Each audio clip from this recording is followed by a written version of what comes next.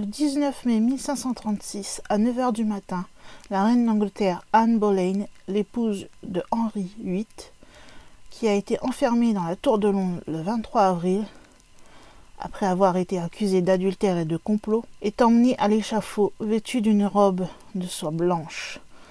Le décolleté est coupé très bas autour du cou. Je vous laisse comprendre pourquoi. Un bourreau attend tranquillement immobile. Une fois qu'elle a gravi les dernières marches, entourée de ses 4 dames d'honneur, la jeune femme découvre le fameux bloc, le sabre et un cercueil ouvert. Elle ne cligne même pas des yeux et, avec une grande sérénité, elle prie. La veille, en apprenant que, par la grâce de son époux monstrueux, elle ne serait ni pendue ni brûlée, mais décapitée, elle avait demandé doucement: est-ce que le bourreau est de qualité au moins? Puis elle avait ajouté, touchant son cou avec sa main: il est vrai que ce ne sera pas trop difficile pour lui, il est si mince. Les 4 dames délicates approchent pour l'aider. Elle les repousse, souriant, annule sa coiffure toute parsemée de perles de son propre chef, ne laissant que sa longue chevelure noire. Après quoi, elle s'agenouille et pose sa tête sur le billot. Le bourreau alors lève le bras. On peut entendre Anne murmurer: mon doux Jésus, aie pitié de moi. Ensuite, le sabre tombe sur le cou fragile qui avait été si souvent caressé par Henri VIII. La tête va alors rebondir et tomber dans le fameux panier. Quand sa tête est tombée, les lèvres de la reine ont été vues se déplacer, continuant une prière silencieuse. Et ce sont les dames d'honneur qui ont eu, si je peux utiliser ce mot, l'honneur de voir les lèvres de la reine bouger une dernière fois. À ce moment, le coup de canon retentit à Londres. Son but est d'informer le roi, qui est à l'intérieur du Whitehall, que sa 2e femme est morte et qu'il peut préparer son mariage avec Jane Seymour.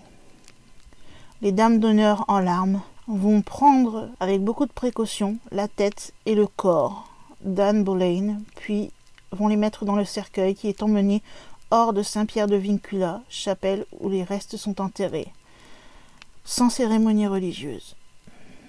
Henri VIII va épouser alors Jane Seymour le lendemain, pensant tout simplement que plus personne ne parlerait ou n'entendrait parler d'Anne Boleyn, qu'elle serait inhumée comme quelqu'un d'anonyme et que même sa mémoire serait effacée de l'esprit des gens.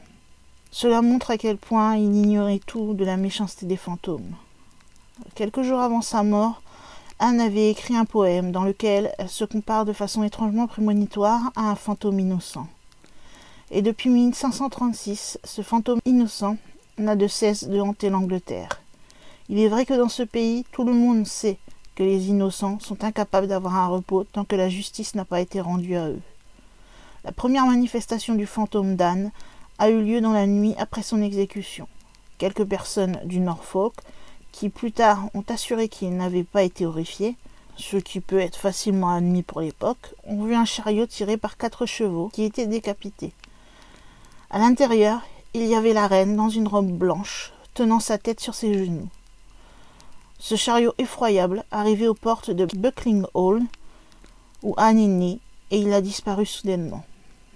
Dès lors, le fantôme d'Anne Boleyn ne cessera jamais de hanter ce château où elle y a vécu étant enfant, où on dit qu'elle glisse le long des couloirs, monte en silence les escaliers, se réchauffe au coin du feu, traverse les murs, voyagerait à travers le parc du château pendant la nuit de pleine lune.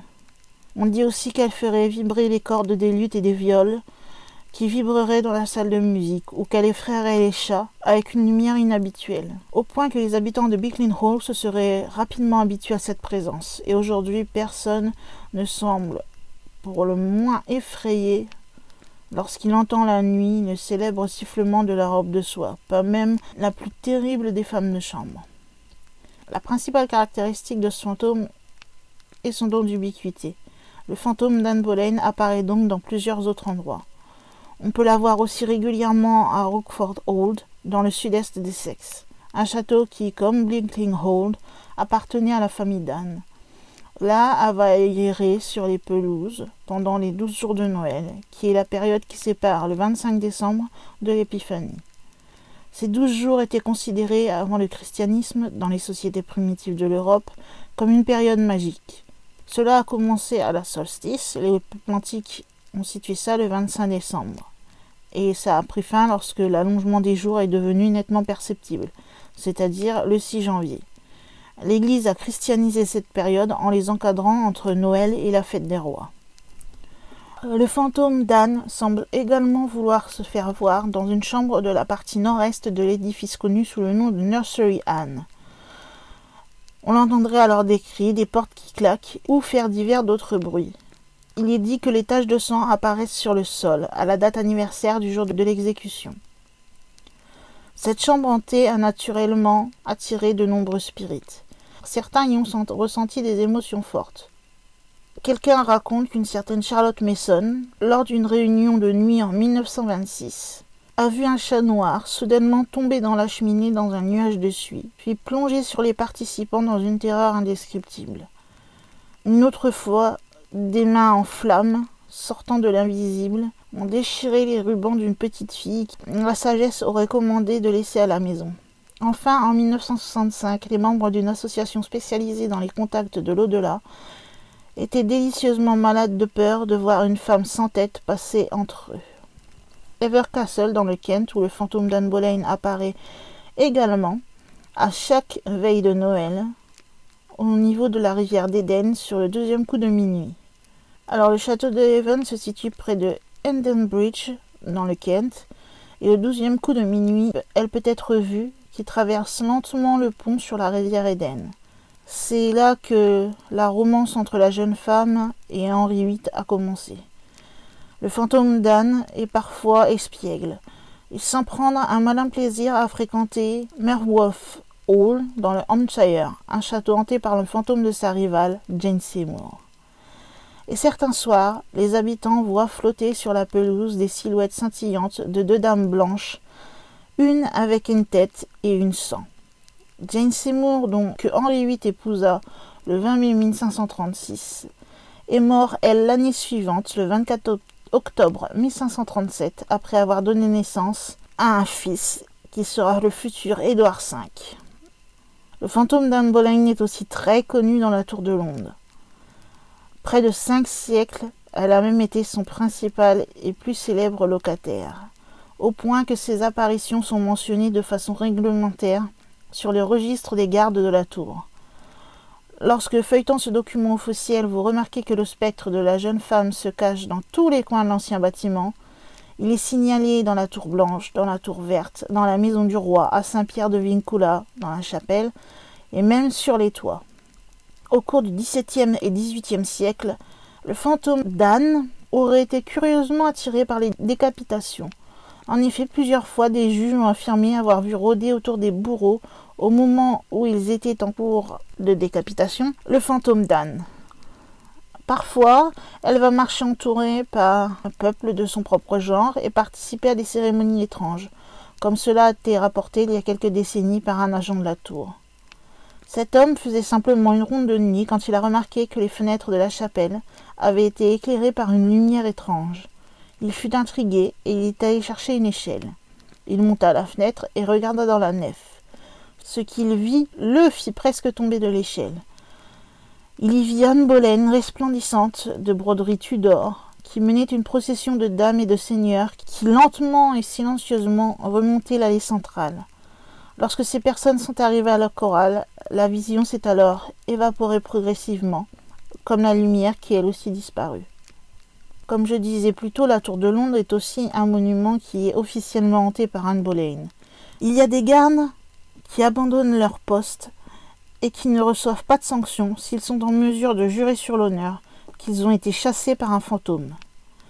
Pour les autres gardes, la rencontre avec le fantôme d'Anne Boleyn a presque eu des conséquences très fâcheuses. Un soir d'hiver en 1933, le garde en faction devant la tour a vu une forme blanche apparaître devant lui. Après les difficultés habituelles, l'homme s'est approché de l'apparition et a vu que cela était la silhouette sans tête d'Anne Boleyn. Il a été terrifié et il s'est enfui en hurlant. Cet abandon de son poste, qui normalement lui aurait causé d'être arrêté, a eu une conclusion qui était impensable pour tout pays en dehors de la Grande-Bretagne. Même si ses supérieurs ont noté dans leur rapport cette désertion de poste, comme celui-ci était connu pour être hanté, le garde n'a pas été réprimandé. Un jeune soldat de la 6th Rifle, qui était en service au pied de la tour sanglante, a subi une aventure encore plus éprouvante. Il a remarqué une dame blanche s'approcher de lui. Il a alors chargé cette forme avec une baïonnette et est tombé inconscient sur le sol, après avoir vu que son arme avait traversé la dame errante à travers, sans rencontrer aucune résistance. Quand il a été retrouvé gisant sur le sol à la relève de la garde, on a pensé qu'il était ivre et il a été appelé à comparaître devant une cour martiale. Là, il a décrit son combat avec le fantôme d'Anne Boleyn. Les juges militaires ont alors écouté sans sourciller, et quand ils ont finalement tout entendu, plus tard, 2 officiers qui étaient venus raconter qu'ils avaient eux aussi vu le spectre de la reine le soir même. Donc, en résultat, le jeune soldat fut acquitté. Est-ce que c'est le fait d'avoir eu son existence implicitement reconnue par les Britanniques de la cour martiale qui donne de l'assurance au fantôme d'Anne Boleyn? On pourrait le croire, car elle se comporta il y a quelque temps de façon si inattendue que la très digne Société pour la recherche psychique était stupéfaite. Les membres de cette honorable compagnie qui étudie depuis longtemps les faits et gestes de ce fantôme, et connaissant toutes ses habitudes, avaient toujours eu avec elle des relations courtoises et même agréables.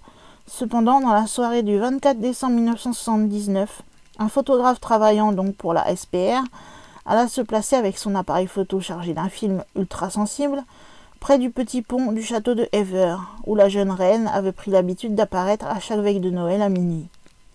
Il avait attendu alors un bon moment, quand au 12e coup de minuit, une tache blanche scintillante a bondi de l'ombre et a peu pris la forme d'une femme sans tête. Le jeune homme fut ravi, a pris une photo, mais il n'a pas eu le temps d'en prendre une autre. Le fantôme, à une vitesse étonnante, s'est précipité dans sa direction et l'a traversée. Le lendemain, il a voulu développer sa seule et unique photo, mais il a constaté stupéfait que le fantôme, en parcourant son appareil photo et d'une manière inexplicable, avait exposé le film de l'intérieur, ce qui fait que toutes les photos, en gros, étaient ratées. Anne Boleyn n'est pas la seule personne célèbre dont le fantôme est vu. Son frère, Lord Rochford, qui a été exécuté 2 jours avant la reine, peut être aussi vu, apparemment au crépuscule, près de Bleakling Hall, en passant sur un cheval au galop. On peut remarquer que le cavalier et son cheval sont décapités. Un autre fantôme de la famille aussi est visible, c'est celui de Thomas Boleyn, le père d'Anne. Il hante la campagne de Norfolk à l'anniversaire de la mort de sa fille. Et les bonnes gens expliquent qu'il expie le péché d'avoir tenté, en vain, de la sauver. Ensuite, il y a Jane Seymour, qui hante curieusement Marwell Hall, comme nous l'avons déjà vu, avec Anne, qu'elle a remplacée dans les affections et dans le lit du roi Henri VIII.